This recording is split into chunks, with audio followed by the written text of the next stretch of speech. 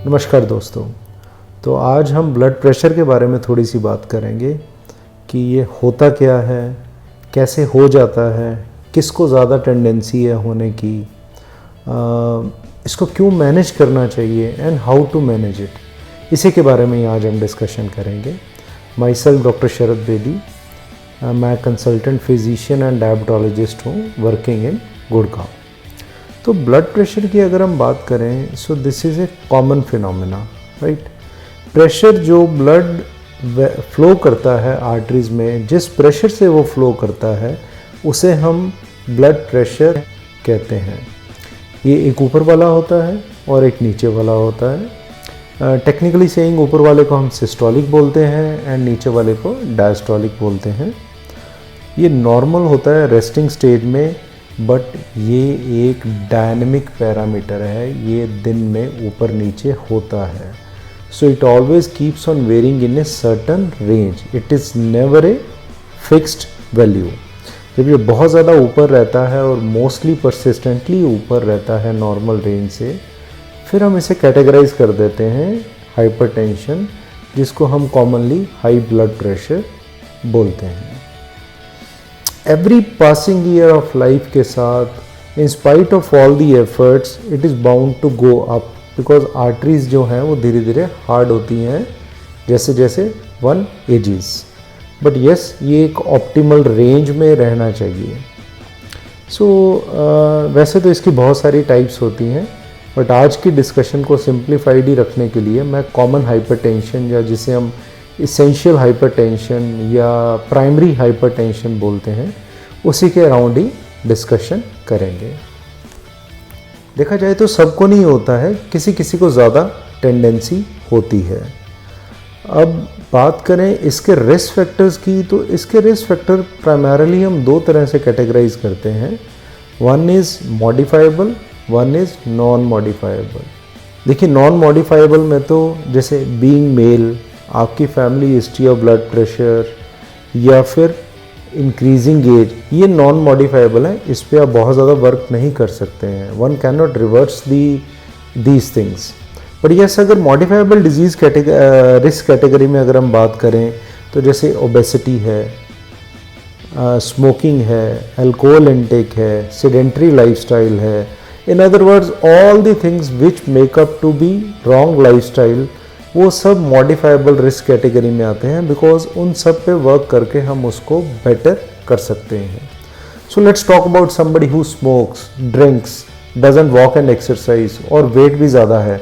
अगर वो इन सब पे काम करेगा और ये सब पैरामीटर को सेटल कर देगा, तो इवेंचुअली वो ब्लड प्रेशर में डेफिनेटली हमें हेल्प करेगा।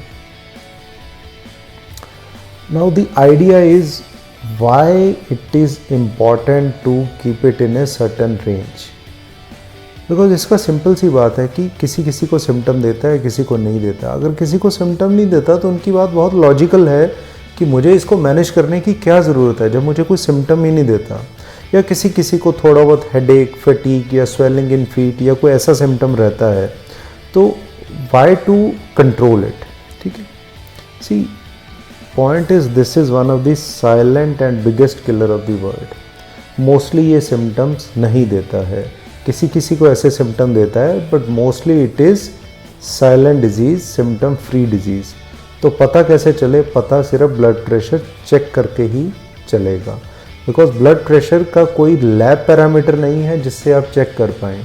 ये तो जो सेल्फ मॉनिटरिंग कर रहे हैं या जो आपके डॉक्टर चेक कर रहे हैं, जब भी आप ब्लड प्रेशर चेक कराते हैं, बेस्ड ऑन दोज वैल्यूज़, अगर ये हायर साइड पे आता है मोस्टली, तो ही हम इसका डायग्नोसिस बना सकते हैं। अदरवाइज इसका कोई सेपरेट कोई लैब पैरामीटर नहीं है।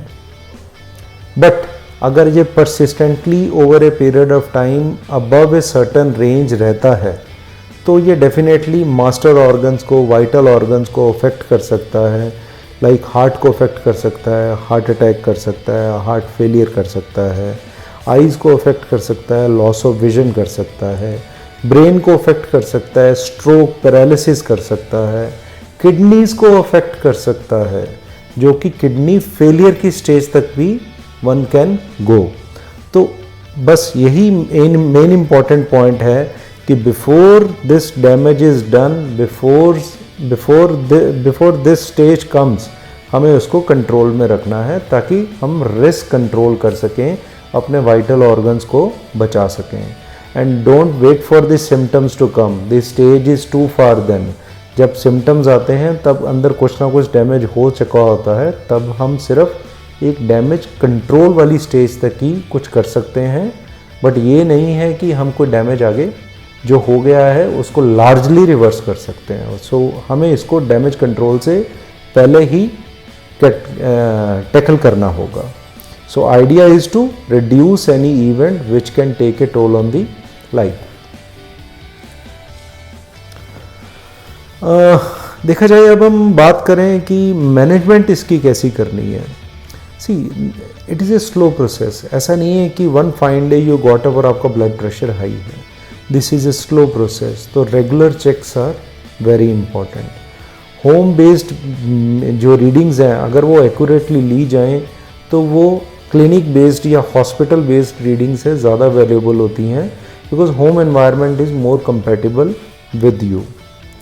डिजिटल में भी उतना सही ना भी बताएं, but still it gives you a fair idea कि when to meet your doctor.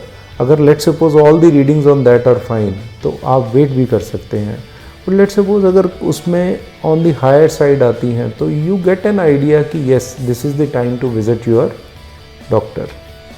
Don't wait for the symptoms but rather treat it, whether it is with medicine, without medicine, by any means. Blood test हैं, कुछ एक other test हैं जो हम कर सकते हैं इसके साथ, या तो इसकी एसोसिएशन देखने के लिए या इसका इम्पैक्ट ऑन वेरियस ऑर्गन्स देखने के लिए. उसमें some basic routine test like liver function, kidney function ये कर सकते हैं, यूरिन टेस्ट कर सकते हैं, एक एक्सरे अल्ट्रासाउंड कर सकते हैं to assess for kidneys, heart, एक एको करके देख सकते हैं हार्ट का. अलॉन्ग विद दैट एक मेटाबॉलिक प्रोफाइल करके देख सकते हैं ताकि इन पेशेंट्स में जो ब्लड प्रेशर होता है उनमें जनरली कहीं ना कहीं ये हैं तो लाइफस्टाइल डिसऑर्डर्स ही, they tend to crop up all in a one go. तो हो सकता है इनमें थायराइड या ब्लड शुगर या फिर कोलेस्ट्रॉल का इशू साथ हो रहा हो, तो ये ज़रूर चेक कर लेना. बात करते हैं कि इसको मैनेज कैसे करना है. देखिए lifestyle management will remain the supreme, वो हमेशा ही सबसे ऊपर रहेगा. तो वो तो ऑन टॉप ऑफ एनीथिंग आपको करना ही करना है, whether it is in the form of diet, exercise, yoga, meditation, anything which is breaking your sedentary habit will help in controlling the overall blood pressure. So a good lifestyle is the key. Talking about diet, processed food, chips, packed foods, fast foods, ketchups, canned food, ये सब avoid करें. Low salt diet लें, trans fats बिल्कुल avoid करें, bakery products बिल्कुल cut कर दें, smoking है, अल्कोहल है, कोशिश करें to the bare minimum, ideally तो बिल्कुल ही आउट ऑफ योर लाइफस्टाइल कर दें. यस, इंक्लूड करें foods which are healthy in fats like MUFA and PUFA rich diet, omega 3 diet, nuts include करें, वेजीज इंक्लूड करें, फ्रूट्स इंक्लूड करें. ये बहुत ही इम्पॉर्टेंट रोल प्ले करते हैं. There is one diet also, dietary approach to stop hypertension, that is DASH diet plan. उसका basic concept ही यही है कि आपको सब जो सिंथेटिक है, सब पैक्ड फूड है, उन सब को अवॉइड करना है. एक अच्छा रेगुलर हेल्दी खाना खाना है विद मिनिमम सॉल्ट इनटेक, रफली पूरे दिन में 1 टीस्पून. सो ये चीज़ें हेल्प करेंगी, राइट. एक्सरसाइज में बात करें तो mix of cardio and resistance training is the best. Deep breathing exercise बहुत हेल्प करेंगी, yoga, meditation, stress management which is very important in day to day lifestyle. So ये स्ट्रेस पे मैं एक और बात कहना चाहूँगा कि जब आपका माइंड एक्सेप्ट करेगा yes you are under stress and anxiety, तो ही आप उस पर काम करेंगे. अगर आप डिनाइल मोड में रहेंगे तो शायद आप उसको रिकॉग्नाइज ही नहीं कर पाएंगे और फिर उस पर आप एक्ट भी नहीं कर पाएंगे. सो स्ट्रेस मैनेजमेंट मुझे लगता है आजकल के लाइफस्टाइल में is the key which will help you in settling these metabolic parameters.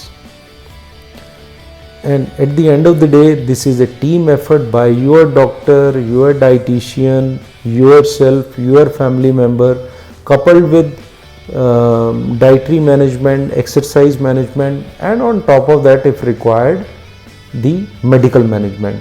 But all together in सब से आपका ब्लड प्रेशर कंट्रोल रहना चाहिए, सो दैट हम उस एक इवेंट जो which can take a toll on the life उसको कम कर सकें, उसके रिस्क को कम कर सकें। एक ही बात का ध्यान रखना है कि अगर इन spite of all these efforts अगर आपका ब्लड प्रेशर मोस्टली 140/90 रहता है, 140 ऊपर वाला 90 नीचे वाला, अगर मोस्टली इसके ऊपर रहता है तो डेफिनेटली आपको डॉक्टर को मिलना चाहिए एंड आइडियली मेडिकल मैनेजमेंट शुरू होनी चाहिए।